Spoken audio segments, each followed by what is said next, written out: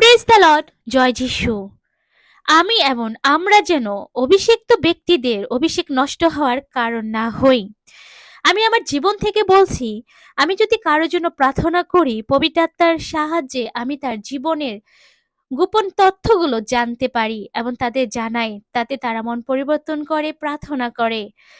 অনেক আশ্চর্য কাজগুলো হয়, তাতে আমার কি লাভ যদি আমার নিজের জীবনযাপন ঈশ্বরের চোখে গ্রহণীয় না হয়?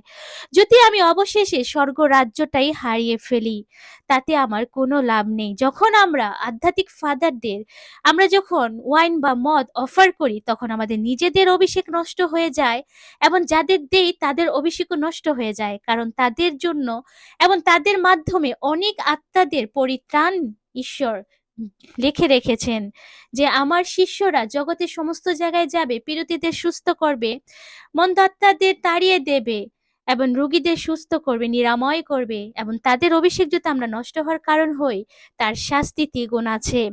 আসুন আমরা বাইবেল শুনি, মথিলিখিত মঙ্গল সমাচার 7 অধ্যায় 21 থেকে। যারা আমাকে প্রভু প্রভু বলে, তারা সকলেই যে স্বর্গরাজ্যে প্রবেশ করবে এমনটি নয়, কিন্তু আমার স্বর্গীয় পিতার ইচ্ছা যে পালন করে সেই প্রবেশ করবে। সেদিন অনেকে আমাকে বলবে, প্রভু প্রভু, আপনার নামে আমরা কি ভবিষ্যৎবাণী দেইনি? আপনার নামে কি অপদূত তাড়াইনি? আপনার নামে কি বহু পরাক্রম কর্ম সাধন করিনি? তখন আমি তাদের স্পষ্টই বলবো, আমি কখনো তোমাদের জানিনি। হে জঘন্য অকর্মের সাধক, আমার থেকে দূর হও।